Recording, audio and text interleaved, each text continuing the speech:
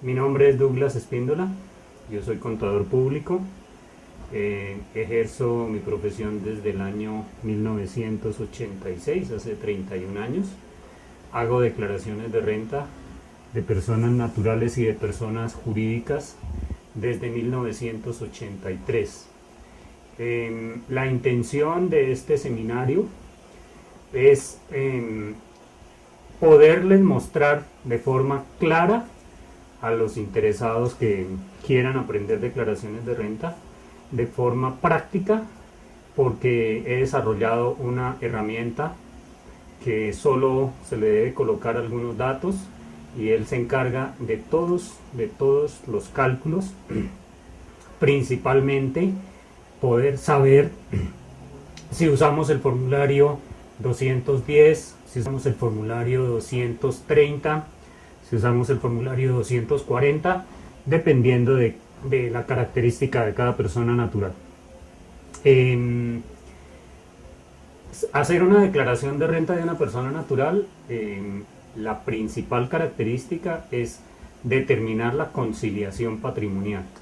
Si yo entiendo qué es una conciliación patrimonial, ya tengo el 50% de probabilidad que la declaración de renta va a quedar bien hecha. Y eso me permite dejar el soporte para cuando haya un requerimiento por parte de la DIAN, ya no tengo que estar sufriendo ni inventándome nada, porque el trabajo lo debemos hacer en forma anticipada. Entonces, los invito para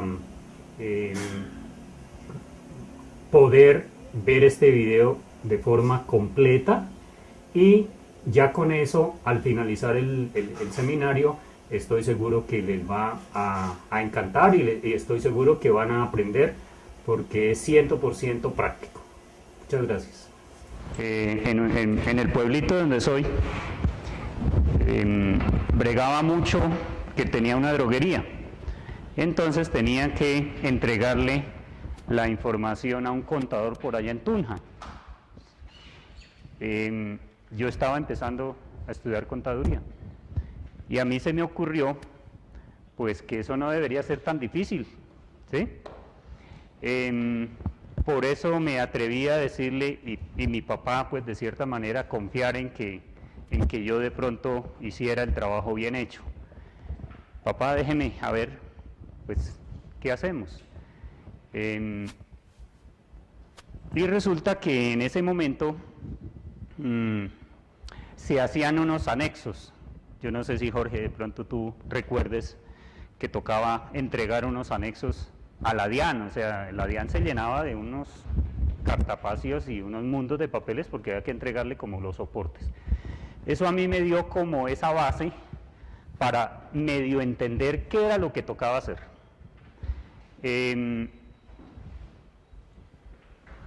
Cuando dicen a uno, bueno, una declaración de renta de una persona natural, pues uno piensa como en muchas cosas, principalmente en poder soportar una visita futura.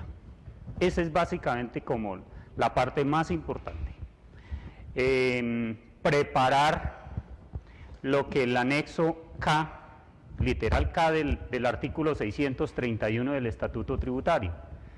¿Qué dice ese literal? Que debe dejarse un soporte, un detalle a su máxima expresión.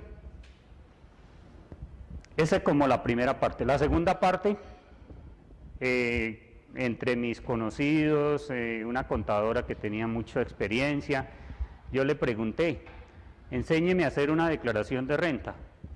La respuesta es, mire, voy a explicarle la conciliación patrimonial.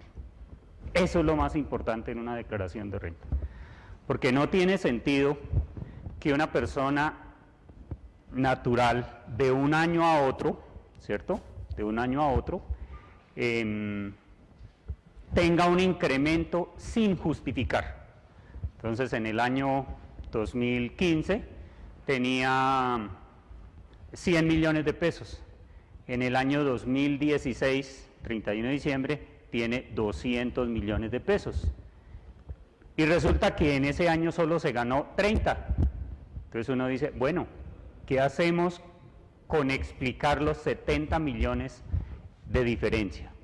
Esa es la parte que hoy quiero que ustedes se lleven absolutamente claro. ¿Qué es el tema de la conciliación patrimonial? La intención mía no es hablar aquí de tributaria y hablarles del artículo y durar las 5 horas hablando de los artículos que implica una declaración de renta. Me gustaría como que cada uno me cuenten qué aproximaciones han tenido con el tema. Entonces empecemos por ahí con William. Cuéntanos qué aproximación has tenido en tu vivencia frente a una declaración de renta. La verdad, muy poco. Declaraciones trabajamos muy poco, solamente el año pasado. Pero sí, no estaba aprendiendo cómo se hacía. Por vivencias grandes, tengo mucha experiencia. Rosmira. Mi nombre es Rosmira Vargas. Todos no han tenido también, pasó lo mismo desde el año pasado. Vi la necesidad de aprender a hacer declaraciones de renta. Me surgieron muchísimas dudas porque me llegaba lo que dice el profesor. Una persona natural con una diferencia de capital o de ingresos y no supe qué hacer en ese momento. O sea, quedé ahí. Entonces, no tengo experiencia en nada de declaración. ¿Y tú? Mi nombre es Rocío. Rocío Rojas. Yo sí tengo pues, hecho como 3 declaraciones de renta, pero pues muy sencillitas. Pero sí me gustaría profundizar más en el tema. Listo. ¿Tú, Jenny? Pues yo sí llevo varios años manejando sobre todo lo que es los anexos y pues alistando todo el paquete como para que la persona, para tenerle el contador lo de las personas lo que se necesita para hacerla, pero así conocimiento bien no. ¿Y tú? Buenos días, mi nombre es Ley. Hola, Ley. Lo mismo que ella, digamos, alistar el paquete, pero la vivencia para hacerlo. Tú, Jorge, cuéntanos. Buenos días, mi nombre es José Carlos. La verdad que no tengo ninguna experiencia en declaraciones de renta. Intenté hacerla el año pasado, no pude, me tocó decirle a un hermano porque vengo a aprender, porque el doctor Blas es un excelente docente en el tema, lo conozco, entonces le dije, hermano, yo voy, asisto a aprender. Ahí sí. No, me alegro, Jorge. Nosotros somos compañeros de universidad, sino que él está enfocado mucho en la economía, él es economista inicialmente, pero me conozco con él desde el año 80. No digas 4 años. Bueno, desde siempre nos conocemos. Por tu lado, cuéntanos. ¿Qué?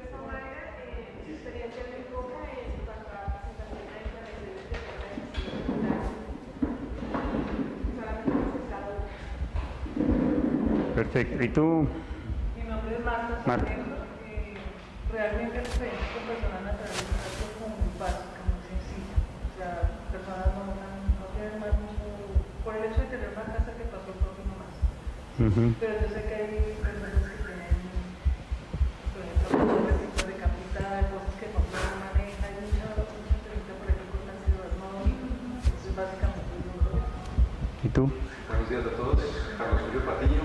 La experiencia mía con declaraciones de renta es muy mínima.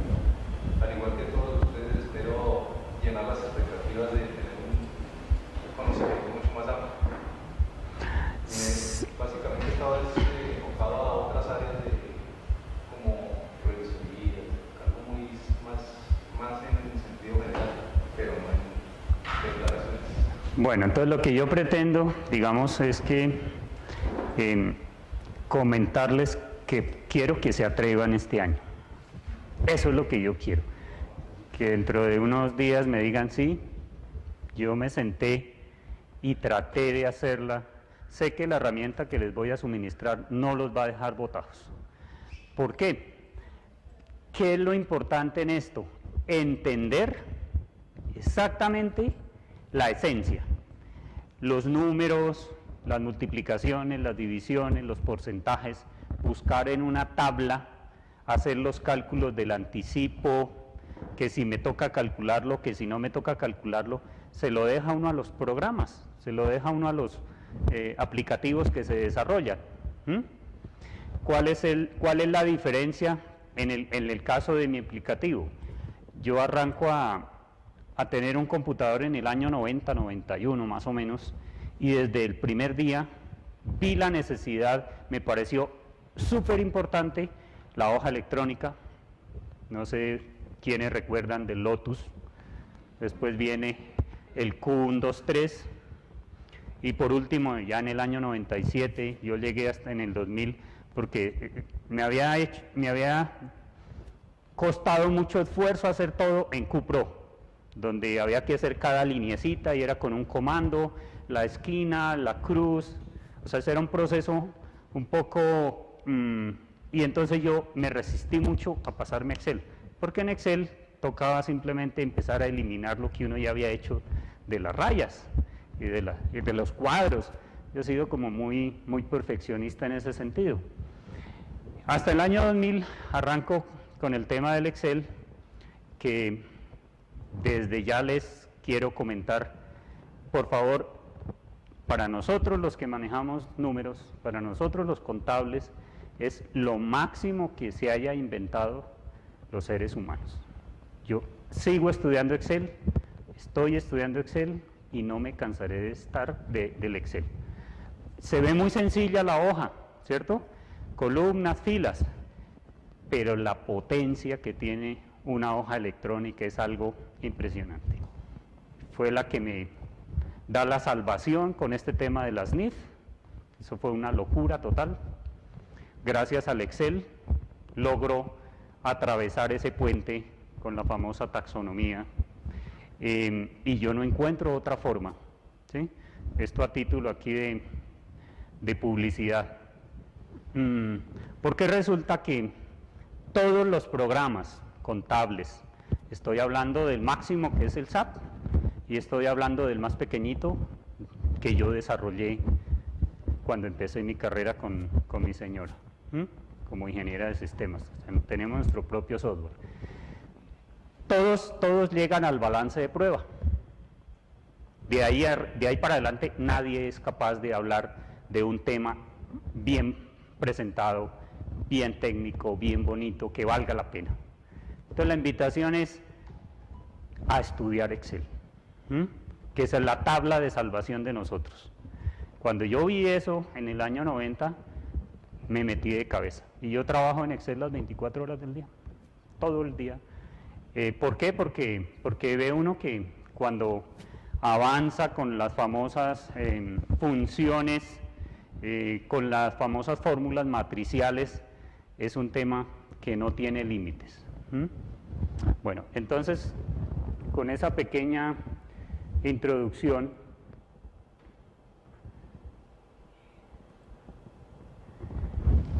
como les mandé en la invitación, lo que yo quiero es que ustedes, desde la parte práctica, ¿sí?, podamos entender lo que es hacer una declaración de renta. Cuando a mí me entregan un soporte, cuando a mí me entregan un certificado de ingresos y retenciones, un predial, ¿qué hacer con ese papel? ¿Cierto? ¿A dónde ubicarlo? ¿Qué ventajas tiene mi herramienta? Análisis. Te va a decir si usas el formulario 210, si usas el formulario 230, si usas el formulario 240. Lo que les decía, es un tema de hacerle una fórmula y decirle, oiga, si se pasa de tales controles, pues diga que no puede usar ese formulario. O sea, toda esa tarea ya, como se dice, ya alguien nos inventamos las situaciones. ¿Qué pasa con el formulario, con el ayudarrenta de la DIAN? El ayudarrenta de la DIAN, pues sí, uno mete los datos y él, volvemos al tema, él te hace las respectivas cálculos, pero uno no sabe qué es lo que está haciendo. Y mi gran satisfacción de hoy sería exactamente saber la esencia de una declaración. ¿Mm? Bueno, aquí también quiero contarles desde la experiencia que necesariamente es muy importante que podamos usar dos archivos. Yo se los voy a suministrar. Tiene su partecita cuando yo de pronto lo instalo en mi propio computador para que él vaya y me lea la información de un lado a otro.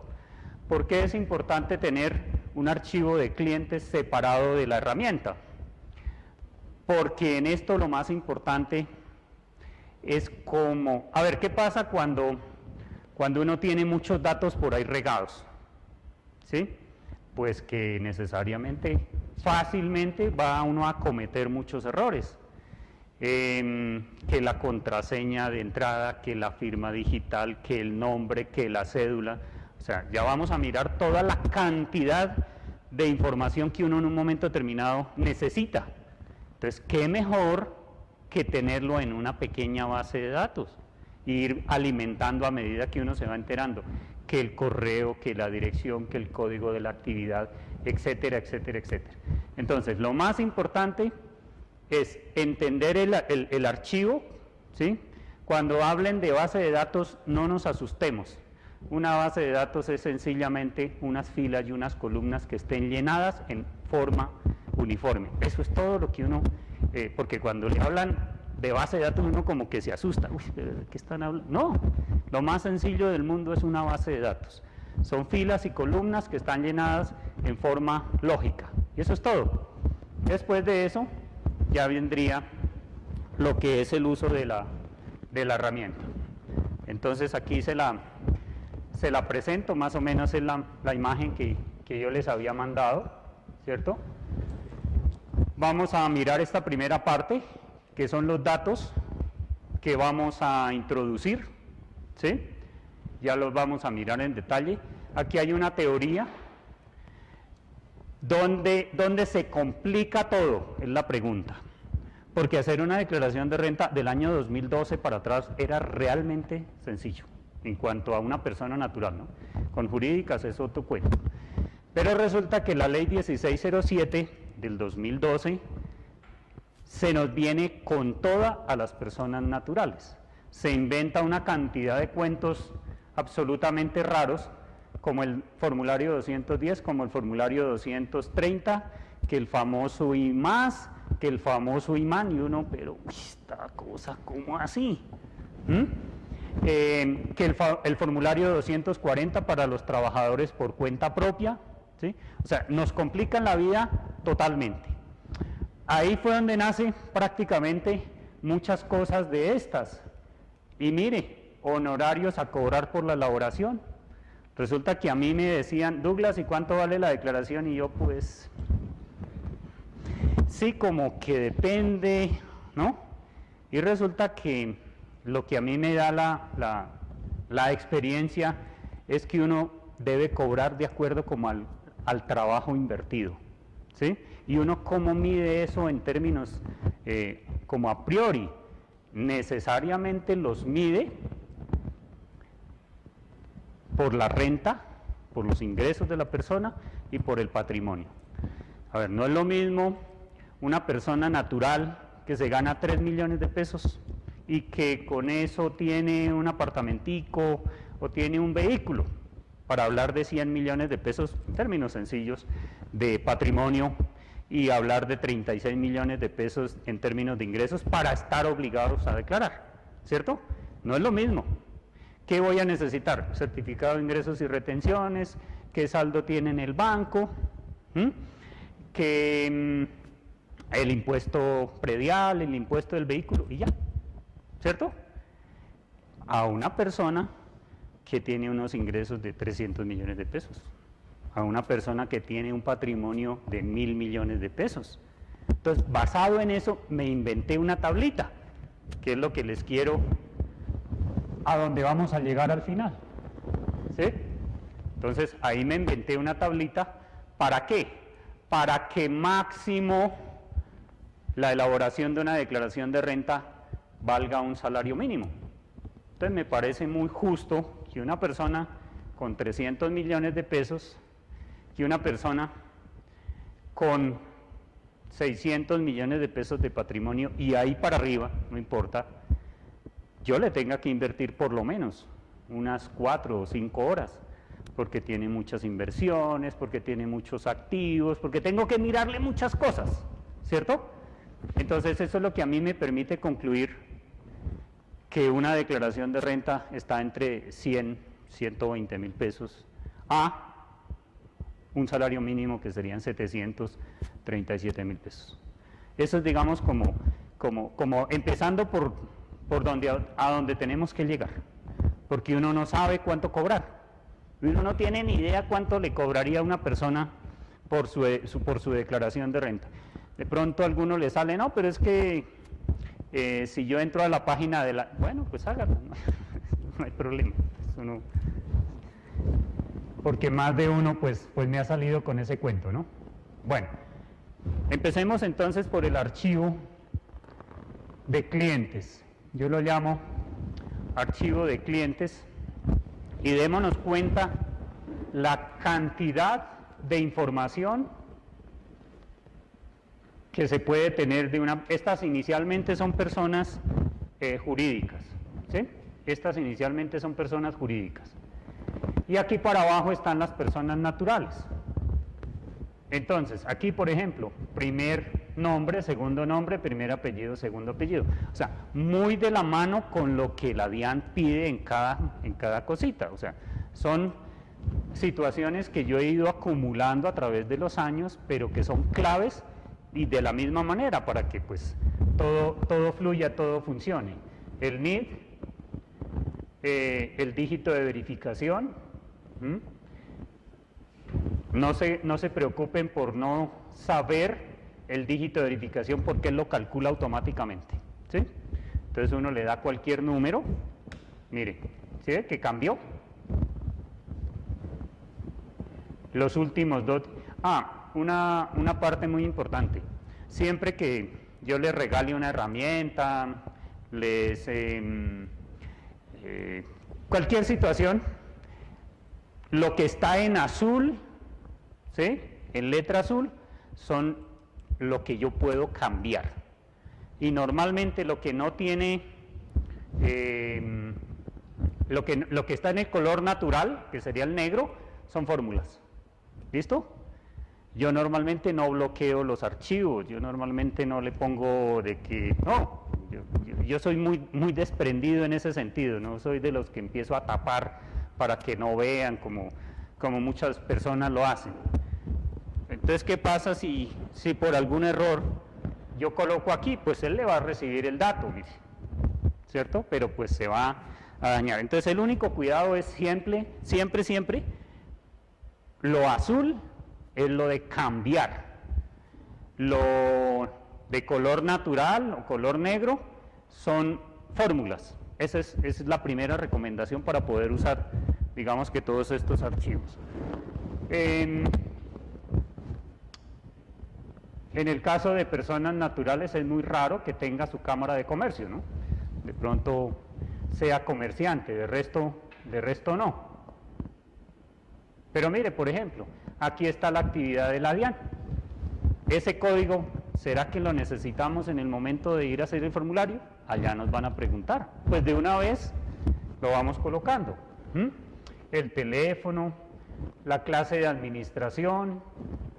Siempre que salga aquí esta pestañita es para poder escoger, ¿no? Es para poder escoger. ¿A qué régimen pertenece? ¿Quién es el representante legal? Les hago una pregunta. ¿Será que el nombre del contribuyente siempre sería ese representante legal? ¿En todas las ocasiones? ¿Qué opinan? ¿O hay la posibilidad que el representante legal de esa persona sea una persona diferente? Dime. Yo creo que no, porque es precisamente persona natural, Sucesiones ilíquidas, pueden presentar el caso Exactamente. de otra persona bienes de una persona que ya no existe jurídicamente, un muerto.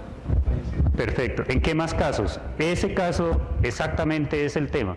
Cuando hay una sucesión ilíquida. ¿Qué es una sucesión ilíquida? Cuando el papá o la mamá, bueno, cualquier persona se muere, porque en últimas, pues el que se muera y tenga algo necesariamente es una sucesión. ¿Por qué se le dice ilíquida? Porque de cierta manera queda detenida.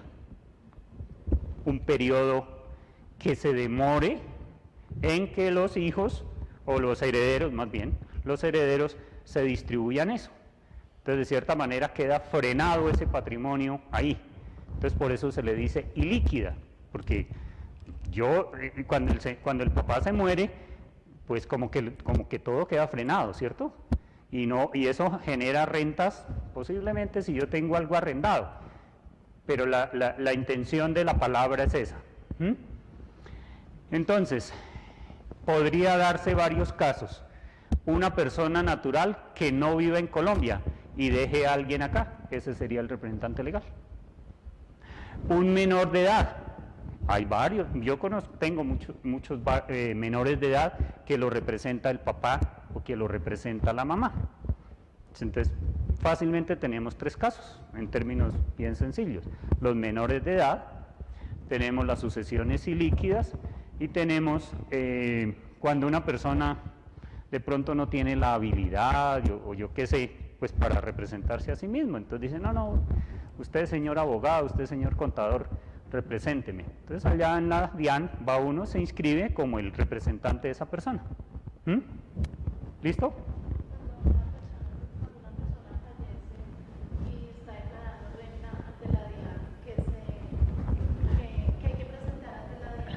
Listo. Lo que pasa es que en ese momento yo tengo que los herederos más bien se reúnen. Pensémoslo en términos bien sencillos, o sea, de que no hay líos, que no van a haber demandas, sino los herederos normalitos se reúnen y nombran al representante precisamente, ¿sí? Nombran a ese representante legal de esa sucesión.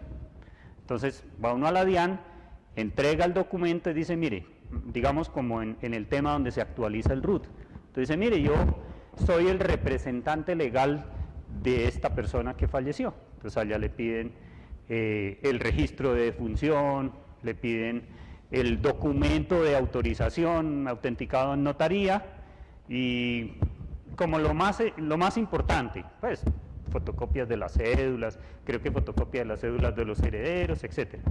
De manera que en ese momento queda frenado el proceso. Y se arranca a tratar de ¿qué? De que haya una escritura para saber en qué paró esos activos, ¿sí? Inclusive también las deudas, ¿no? Porque pues toca seguir pagando lo que el muerto dejó, lo bueno y lo malo, ¿sí? Cuando hay cuestión de seguros y toda esta cosa, el trámite ya... Sí, claro, se empieza a complicar. Pero en términos sencillos, pregunto, el señor se murió en el año 2016, ¿cierto? Entonces, tengo el 2015 listo, común y corriente, pero pregunto, normalmente un proceso de esos, y más si se enreda por allá con temas de seguros o yo qué sé, ¿tendría que presentar la declaración del 2016? ¿Sí? Por eso es la sucesión ilíquida. 2017, 2018, hasta que el día que salga, ¿cierto? Y aún así, ¿ustedes han escuchado cuando hablan de la fracción de año? ¿Qué quiere decir eso? Oiga, yo ya había presentado la declaración de renta con corte el 31 de diciembre, pero entre el 31 de diciembre y hoy, 5 de agosto, pues algo pasó, ¿cierto? Y de cierta manera, ese es el patrimonio que yo les voy a entregar a los herederos.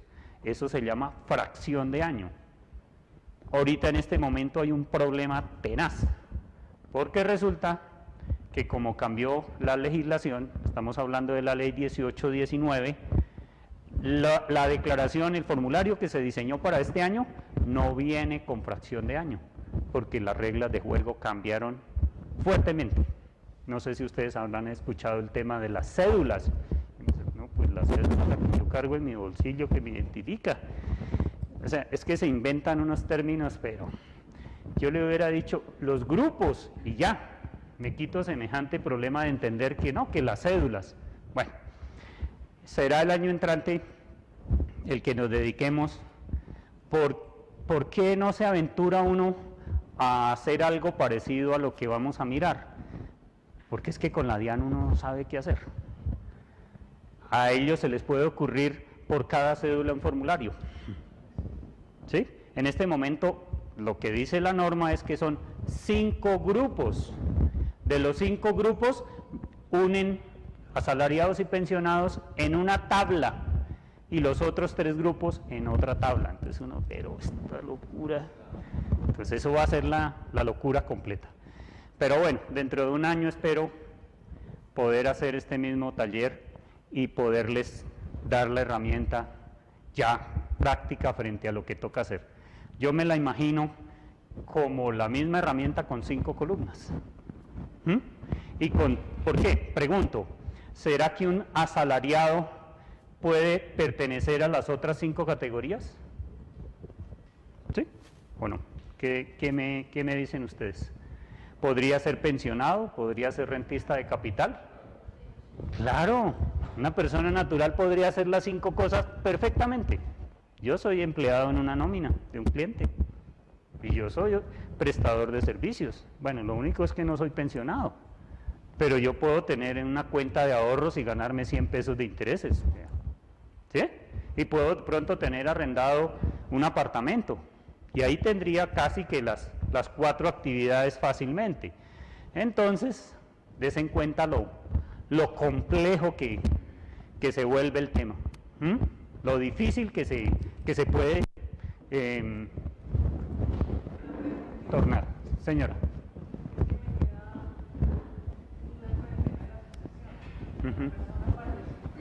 Sí. Debe seguir presentando renta hasta que salga, digamos, el tema de la sucesión. Sí. ¿Quién hace esa presentación de esa renta? El heredero que nombraron.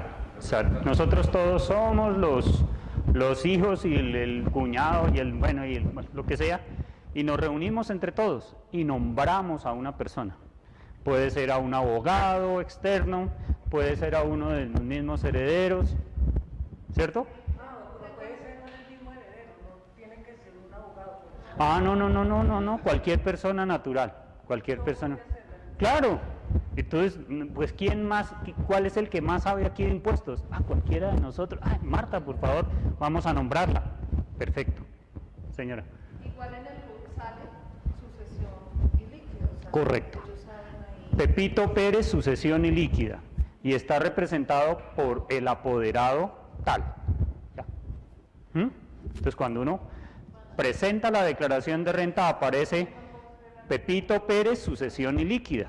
Digamos el papá, digamos, se murió mi papá. Yo puedo ser la... Sí, claro. Se hace un documento como un acta donde dice Bogotá, Que se reunieron. en tal parte, en tal dirección, se reunieron fulano de tal hora y a tal hora, identificados con cédulas tales, con el propósito de, pues ahí es donde ponen el objeto. Entonces, para determinar quién va a ser El representante o el apoderado de eso. que fue fulano de tal, y se va a notaría y se registra.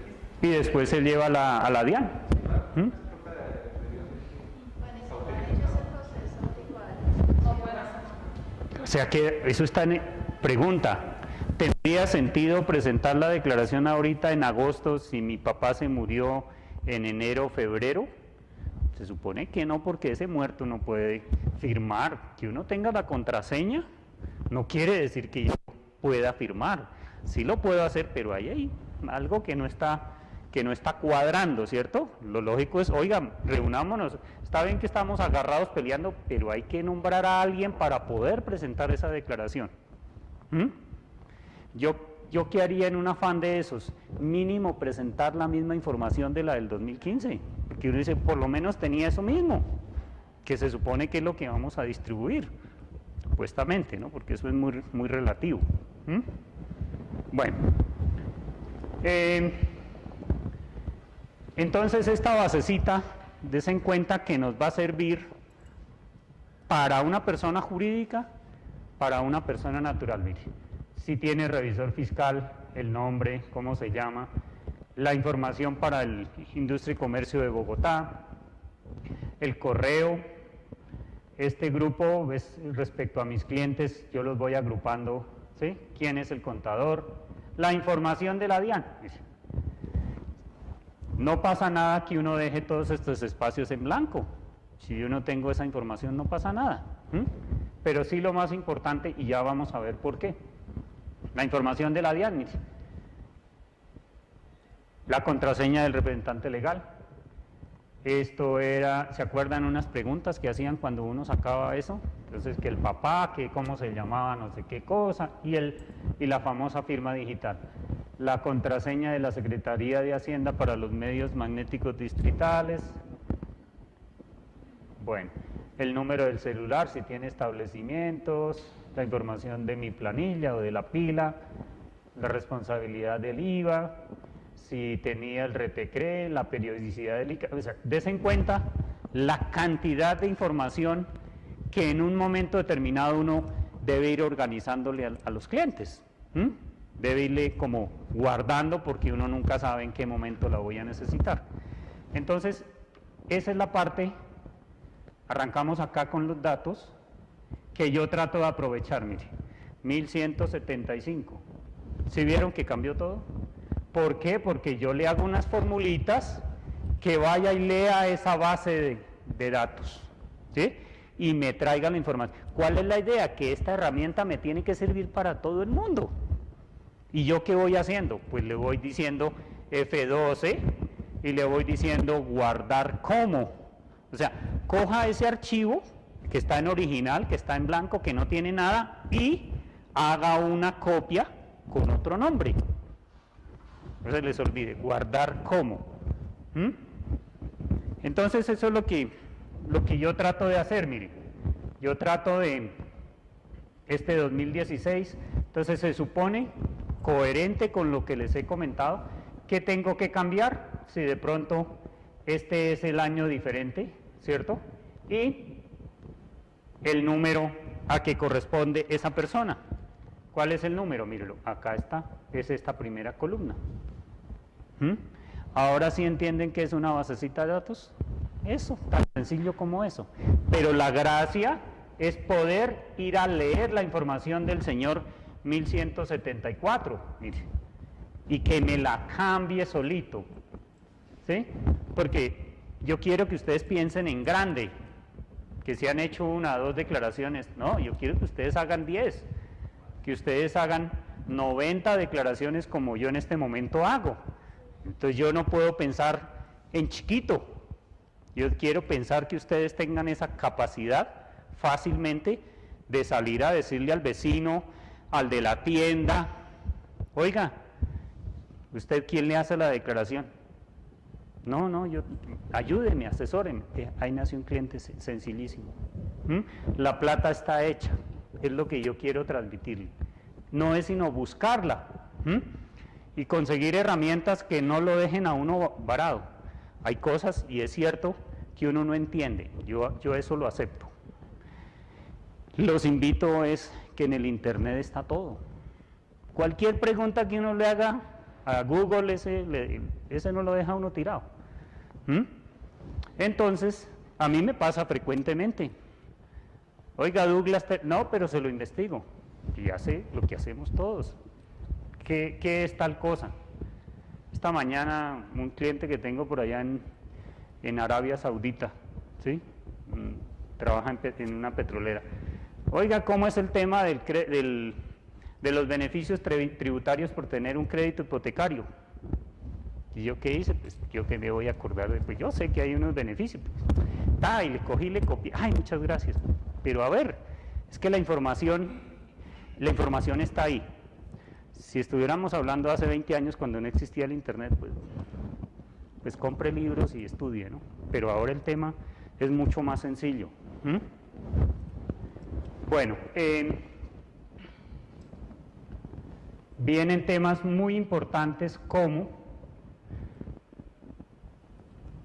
miren esta parte, estamos hablando acá, fíjense, del famoso representante. Entonces, mire, 25 si es el mismo que la firma, ¿cierto? Y por lo tanto, pues no aparece la información allá en el formulario. Pero mire todas las diferentes situaciones que existen. Administrador privado, albacea, agente oficioso, apoderado general. En ese caso, ¿cierto? Yo le diría que yo no soy el mismo que la voy a firmar, sino que soy el apoderado general. Necesariamente, él va a leer allá quién es el representante legal. Mire, él está leyendo, es la casilla 25, ¿cierto? Porque ese es el representante legal que dijimos. Mire la casilla 25. ¿Sí? Yo tengo este numerito aquí arriba, es con esa intención, de que aquí me dice la fórmula que vaya y busque y me traiga la casilla 25. ¿Sí la ven acá? Entonces él lo que me está leyendo es este bloquecito en su respectivo campo. ¿Listo? Bueno, aquí viene una parte también muy importante. Cuando se presenta la declaración por primera vez, ¿cierto? Cuando se presenta por segunda vez, cuando se presenta por tercera vez. Cualquiera diría, pero bueno, ¿y qué pasa? Si yo le digo por tercera vez, él me va a hacer un cálculo diferente en el anticipo. Si yo le digo por primera vez, solo me va a calcular el 25%. La segunda vez el 50%, la tercera vez el 75%. Ahorita ya lo entraremos a analizar. Entonces, por eso es importante el tema de que está en azul. Uy, aquí, entonces ¿yo qué hago en ese momento? Pues yo le pregunto al cliente, oiga usted, déjeme ver su declaración de renta. Siempre, cuando uno se compromete a hacer una declaración de renta hay que pedirla del año anterior. Porque si no, estamos muertos y la tarea la vamos a hacer muy mal. Y dentro de lo normal, el anexo, el detalle. Una declaración de renta no es la hojita sola. Esa, de cierta manera, si a mí me la entregan o no me la entregan, desde que yo tenga la contraseña de entrada, ahí están las declaraciones que ha presentado esa persona. Y allá en la página de la DIAN, perfectamente las podemos encontrar. Ahorita hacemos, si alguno no ha cacharreado por ahí con el tema de entrar a mirar, eso es lo más sencillo de este mundo. Pero esta hojita solita y nada es igual. Entonces acostumbrémonos a entregar la declaración con sus anexos, para que el otro no nos pase lo que de pronto nos pueda pasar a nosotros, que quedamos varados. ¿Listo? Señora. Dime. Digamos, a mí me recibió la DIAN hace 2 años. Sí. No sabía y me toca presentar declaración, o sea que es la primera que hago. Pero resulta que al tercer año ya no tengo que declarar. O sea, hay que hacer algún proceso o me hago un proceso. Sí, claro. Es posible que una persona arrancó porque ese año le fue bien, ¿cierto? Hablando de ingresos, de pronto patrimonio, pues uno para echar para atrás, pues ya es cuando uno tiene los 70, los 80, que empieza uno lo digo porque lo he hecho, uno como asesor, a empezar a bajarle su patrimonio, porque entre más bajito tenga para distribuir, pues va a ser más un poquito el impuesto que le toque pagar a los herederos. Entonces sí es posible que vaya subiendo y que después uno como asesor les empiece a bajar el patrimonio a las personas. Pero hablemos de ingresos. Es posible que una persona un año esté obligada a declarar, perfecto, y la hace. Y es posible que al año siguiente no esté obligado a declarar. Entonces pues no la presenta. Cuando lo requiera la DIAN, lo importante es tener una respuesta clara. Mis ingresos no fueron superiores a, según el artículo del decreto, que normalmente ahora está en el famoso decreto único tributario, ¿no? Decreto 1625. Pero, digamos, para eso usted dice que la primera es el 25, la segunda el 50. Sí, es pensando, bueno, pues tendría que ser nuevamente la primera, sí, claro. Si el año pasado y el año antepasado no presentó declaración, vuelve y juega las reglas, todas las situaciones que dice el Estatuto Tributario, que haya un vacío, son a favor del contribuyente. Entonces, como no hay norma en contrario que diga, bueno, si usted presentó hace 3 años, ya no puede ser la primera, no, pues vuelve y juega, vuelve y arranca. Bueno, esta información, ¿sí? ¿Qué características tiene esta información? Quiero que miren la fórmula allá arriba. Porque resulta que yo tengo la información del año anterior en mi mismo archivo. O sea, esta información no sería aplicable para ninguno de ustedes porque ustedes no tienen la misma herramienta y la misma situación del año pasado, pero les serviría para el año entrante. Por lo menos les deja la idea. O sea, en últimas, lo que yo estoy haciendo es trayendo la información, ¿sí?, de este señor del año pasado. Y esa es la gracia, ¿no? Si yo ya tengo algo, pues, ojo, vaya y lea precisamente a través de una formulita y traiga cuánto fueron las acciones y los aportes del año anterior. Toda esta información tiene un propósito, o sea, yo no la pongo ahí porque sí, es porque en un momento determinado me sirve para un cálculo, ¿listo? O sea, eso no está puesto ahí porque yo tenía ganas de mostrar cuánto eran los, no, porque si yo no coloco cuántos son las acciones del año anterior cuando yo vaya a calcular la renta presuntiva, pues no me va a quitar una parte que me favorece por tener acciones y aportes. Y así sucesivamente. ¿Cuál es el patrimonio bruto del año anterior? ¿Sí? ¿Cuánto eran las deudas? ¿Cuánto era el impuesto de renta del año anterior? ¿Cuánto era el anticipo? Si tenía un saldo a favor, si tenía bienes afectados por fuerza mayor y cuánto era el valor de su casa de habitación, ¿sí? Todos esos daticos sueltos ahí pues parecen como que, a ver, pero son claves, porque eso es lo que le va a alimentar las diferentes fórmulas por allá en quién sabe qué parte, ¿cierto? Y en algún momento se usa esa información. Entonces hay que tratar de que si está ahí, pues muestre a ver, miremos la declaración del año anterior, miremos los anexos, miremos a ver, porque esa la voy a necesitar. Esto sí es informativo, cuánto es el saldo, el valor del salario mínimo. Y también están ahí porque se necesitan para los cálculos. En algún momento yo necesito hacer un cálculo con el salario del año anterior, con el salario de este año, con la VT del año pasado, con la VT de este año, ¿sí? De pronto yo necesito analizar el margen de rentabilidad que me está generando esa persona. Cuando los activos van en conjunto, digamos, aparece el nombre de 2 personas en la casa, ¿cómo Ya vamos a mirar cómo se declaran determinadas cosas que ahí hay mucha confusión. Ahí hay mucha confusión. Bueno, aquí, por ejemplo, si es dependiente, qué parentesco tiene, ¿sí? Si es empleado, paga medicina prepagada, si es empleado y tiene personas dependientes, mire, adjuntar soporte. Aquí está la información de los obligados a declarar. Si es empleado, si es trabajador por cuenta propia y es otros. Esas son las 3 categorías que hasta este momento existen, porque estamos todavía con las normas de la ley 1607 del 2012. Estamos metidos todavía ahí. Apenas se acabe esto, nos olvidamos de todo eso y nos metemos con la 1819. ¿Listo? Bueno. Todo esto era para determinar ante qué clase de persona estoy. Esto no fue fácil.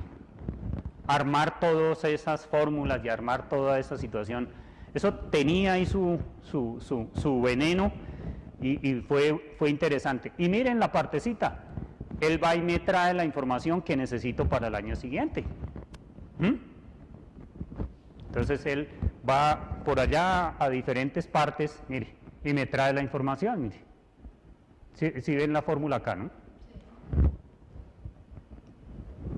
Yo tenía por aquí una pregunta, Carlos. Básicamente para aclarar que esa información que usted trae o que nos muestra ahí en las columnas de 2016 es cuando, por si acaso, el cliente que nosotros ya debemos manejar el año anterior no nos aporta los documentos y él no sabe que no sé qué la hice, no sé los soportes, no los tengo, los extravié, la información ya está ahí. Exactamente.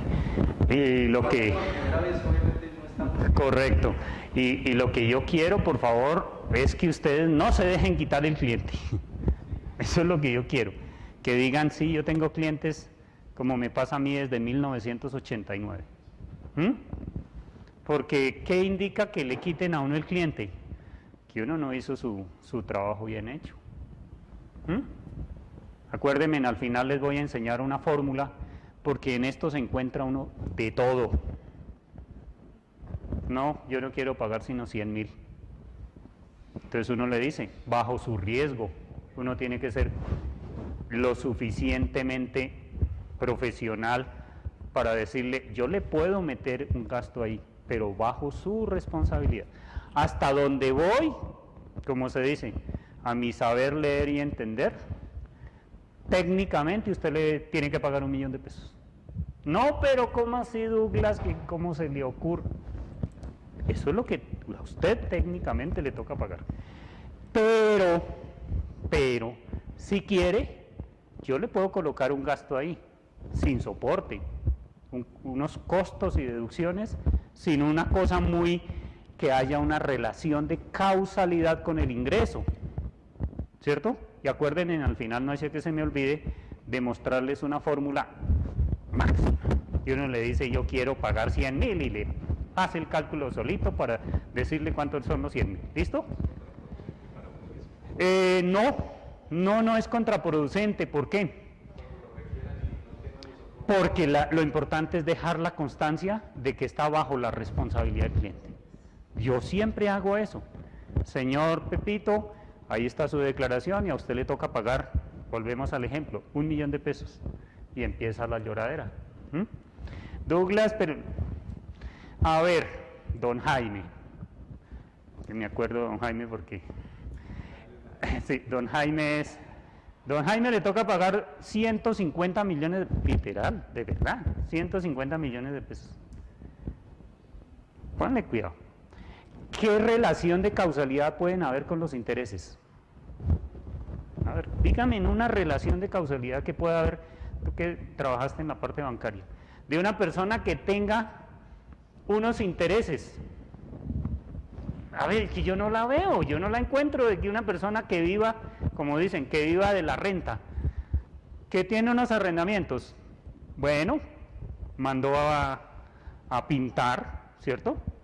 El predial, la norma sí lo dice claramente, el impuesto predial, porque hay una relación de causalidad con el hecho generador de la renta, dice la norma. Dese en cuenta que es muy difícil, pero también tenemos que pensar en lo siguiente. Son 2.130.000 contribuyentes. Uno tiene que entender cómo funciona la DIAN. ¿Listo? O sea, en esto, no lo cuento, a través de 30 y ya ni sé cuántos años llevo en este cuento, uno empieza a medir todas esas cosas, a medir el riesgo, y uno perfectamente se atreve bajo la responsabilidad y preferible por escrito, en un correíto al menos, que uno le diga, mire, esta es su declaración,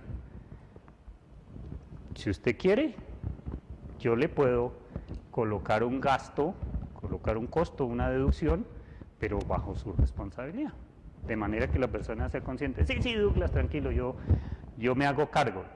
Listo, si nos requieren, pues ya se sabe que la persona, o sea, que uno hizo bien la tarea. Entonces, desde luego. No, pero es que, a ver, hablemos de la responsabilidad del contador, Jorge.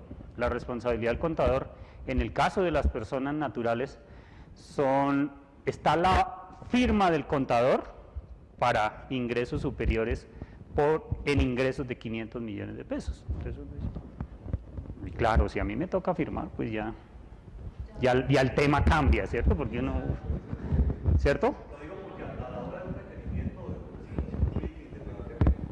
independientemente que sea tema tributario, sí. tema tributario, entonces en el momento que haya por parte de la justicia un requerimiento, tributario o no tributario, sí, de acuerdo. En este momento lo que se está diciendo, mire, lo legal para usted es esto, pero si usted quiere hacer, es decir, lo que acabo de escuchar es como decirle que si usted quiere hacer trampita, hágala, pero bajo responsabilidad. Entonces, a la hora de que se presente un requerimiento por parte de quien sea en la justicia del país, entonces ya la persona que en uno asesora dice, no, allá tú un contador, que a mí me dijo que bajo mi responsabilidad, y él me lo dice. Entonces digo yo, simplemente, yo soy ignorante en el tema tributario, pero conozco un poco el perfil tributario de España. Entonces, diría yo, ese es un riesgo. Sí. Y es una riesgo. Pero es un riesgo que se debe saber manejar. ¿Ves? Que se debe saber manejar. Mira, en este tema hay mucha tela por cortar. Y yo juego a ambas cosas. A convencer al cliente de establecer un equilibrio. Oiga, no sea tan descarado si usted está ganando 300 millones de pesos y no va a pagar 20. ¿Sí ve? O sea, en esto, vuelvo al cuento de la experiencia. La experiencia me ha dado eso, que uno empieza a que ni tan, ni tan nada. Eso tiene que tener un equilibrio. Y estamos hablando también de las personas jurídicas. En las personas jurídicas uno es el llamado a convencer con los argumentos. Oiga, pero si uno ve que la empresa está reventada, si uno ve que hay pérdidas, si uno que, pues a ver, pues también toca ayudar, ¿sí? Es eso. Pero vuelvo al cuento, un empleado que ya le hicieron su retención en la fuente allá, ¿qué más quiere que le contribuya, señor Estado? ¿Cierto? O sea, no, pues es que ya por la derecha le quitaron lo que tocaba, según la tabla, que es la misma tabla que estamos ahorita, que vamos a liquidar. Entonces, ¿tiene sentido que a ese empleado que ya le hicieron su retención y su proceso de depuración pague algo al final del año? No. Dentro de lo normal, no. Bueno, diferente que tenga unos arriendos y unos intereses y otro tipo de ingreso. Pero dentro de un proceso normal de un empleado de 3.200.000 hacia arriba, que ya le liquidaron su tabla, dentro de lo normal no debería pagar nada. La retención fue un pago que ya hizo, en otras palabras. La retención en la fuente fueron 12 anticipos que hizo. Lo pagó en 12 cuoticas. Ya los pagó. Entonces no tiene sentido que yo le salga, no, pues así el año entrante me van a decir, no, Douglas, ¿cómo no perdí todos los clientes? Entonces es eso, es tener ese equilibrio. O sea, no sea descarado, señor contribuyente, y vea que lo que yo les decía ahorita, el famoso margen, ¿cierto? Mire, ahí me está diciendo qué porcentaje, qué margen de contribución está haciéndole al Estado. No, es que el 1%, oiga, no, tampoco. Mire que si usted estuviera en Estados Unidos le toca pagar el 20, el 25, el 30, y si está en España como el 40. ¿No? Cada ratico que meten a la cárcel al Falcao, ¿al qué? A los futbolistas, porque es que... Entonces, esa es la idea, siempre hay que tener un equilibrio y empezar uno a medir ese equilibrio. Y a veces hay que ayudarle a las personas, sí, porque... Claro, desde luego, siempre habrá un riesgo.